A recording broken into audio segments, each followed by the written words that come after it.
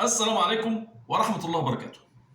الأخبار السارة: نهاية شهر يوليو 2025 يشهد على فرحة قادمة لخمس أبراج. زي ما يكون كده الشهر هيعدي بس هيصالحك قبل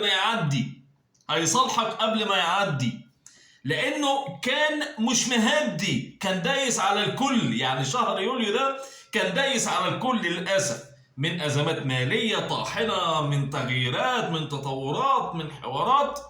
لذلك بشرة خير قادمة لخمس أبراج، كل برج على حسب تواجد التمركز الكوكبي في أي بيت. ناس هيجي لها انفراجة مالية، ناس هيجي لها انفراجة في العمل، في العلاقات.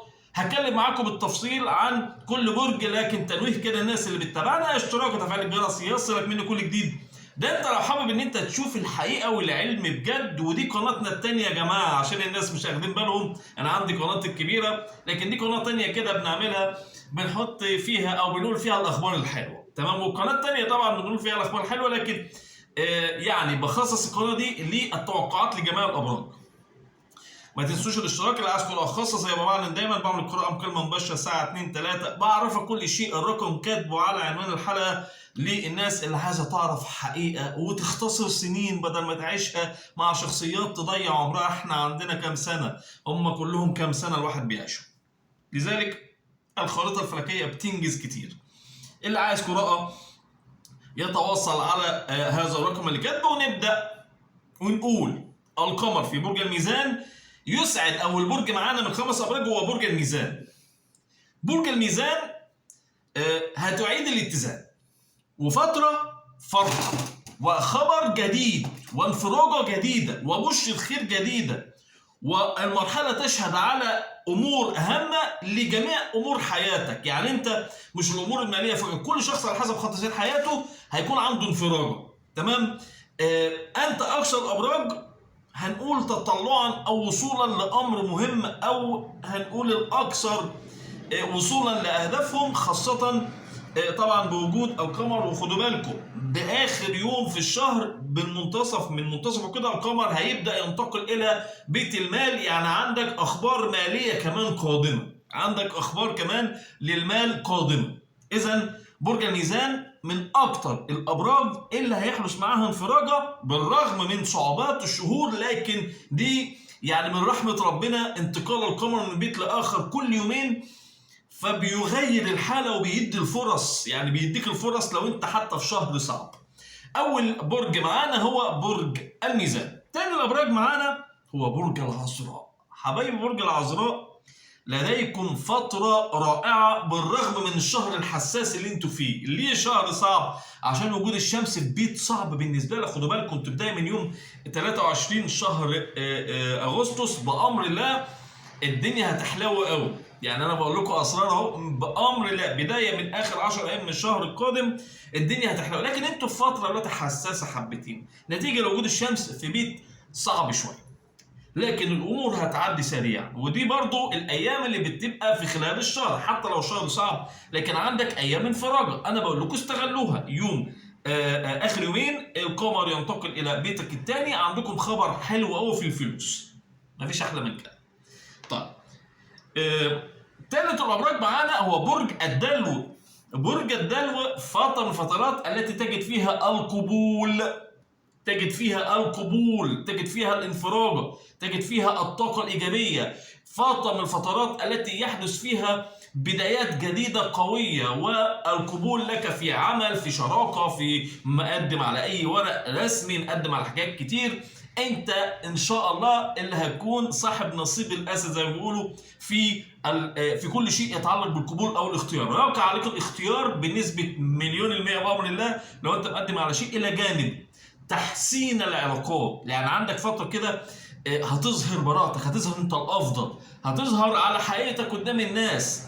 اللي كان اخذ عنك فكرة مش كويسة هيبدأ يعدلها، اللي كان اخذ عنك فكرة انك لا تصلح لمكان معين هيبدأ يعدلها. فترة مهمة جدا وقوية جدا لحبايبي برج الدلو، وبشرة خير كبير لحبايبي برج الدلو ان شاء الله. ورقم 3 معانا برج الدلو، اخر الشهر جاي لك حاجه هتصالحك. رابع برج معانا اكيد برج الجوزاء. حبايبي برج الجوزاء، عندكم انفراجه 2 في 1 بامر الله. امور الماليه والعلاقات او الامور العاطفيه. الامور الماليه والامور العاطفيه، يعني كل ما يتعلق بالامور العاطفيه والمال انت عندك مشكله، ما هتلاقي الامور بتتحل.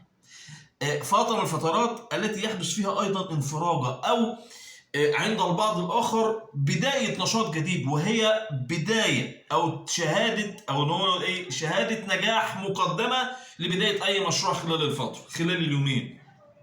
يعني حتى لو الفترة صعبة عليكم، لكن توزيعة القمر بتسهل الأمور في الأيام السهلة أو الأيام اللي ممكن تظبط فيها. عايز تكتب تعاقدات، فترة مهمة جدا ورائعة، هيصل لك خبر حلو جدا بالنسبة للأمور المالية أو انفراجة مالية، والبعض يحدث له تحويلات مالية، البعض الآخر من الممكن أن يحدث لك أن تحصل على حق. وزي ما قلت اليومين هي شهادة نجاح لأي مشروع تبدأ فيه، بشرة خير وفترة خير. أما بالنسبة للأمور العاطفية فهي من أكثر الفترات التي ستجد فيها الراحة العاطفية، وتجد فيها الدعم العاطفي والتعويض العاطفي. التعويض العاطفي فترة مهمة جدا في حياة حبايبي برج الجوزاء. ورابع برج معانا هو برج الجوزاء. نيجي على البرج الخامس معانا في القائمة، هو برج القوس. حبايبي برج القوس، آخر يومين عندكم علاقات حلوة قوي، آخر يومين في تظبيط للأمور، آخر يومين هتكون فترة من الفترات الرائعة التي يحدث فيها تغييرات قوية ورائعة للكثيرين في حياتهم. وأيضا ستكون لدى الكثير منكم مباشرة كده انفراجة في العمل أو انفراجة في المال أو علاقات جديدة استغلال. اوعوا خلال الفترة خلال آخر يومين يبدأ معاكم يعني وارد جدا علاقة جديدة أو بدايات جديدة أو تصفية مشاكل، ويعني رجوع. فترة مناسبة جدا، فترة مناسبة جدا للرجوع، فترة مناسبة جدا لإنك تبدأ علاقات جديدة، وهتلاقي الدعم الكبير والقبول الكبير، قبول كبير اتجاهك خلال الفترة، وبشرة خير كبير. برج الميزان، العذراء، الدلو، الجوزاء، وبرج القوس. من رحمة ربنا علينا انتقال القمر من بيت لآخر بيخفف الأعباء ويلطف الأجواء. هعيد تاني التنويه، الناس اللي بتتابعنا ده يا جماعة زي ما قلت كده قناتنا التانية، القناة التانية لينا اشتراك ودعمنا في الاشتراك، دايما بننزل فيها فيديوهات كده لجميع الأبراج والأخبار إن شاء الله الجديدة والأخبار الطيبة. اشتراك وتفعيل الجرس. اللي عايز قراءة خاصة زي ما بقول دايما سايب رقم القراءات على عنوان الحلقة، اللي عايز قراءة يتواصل على هذا الرقم اللي كاتبه على الشاشة وكاتبه على عنوان الحلقة. حبايبي جماعة الأبراج إن شاء الله تكونوا دايما بخير، جماعة الأبراج دايما تكون بأمن وأمان. السلام عليكم.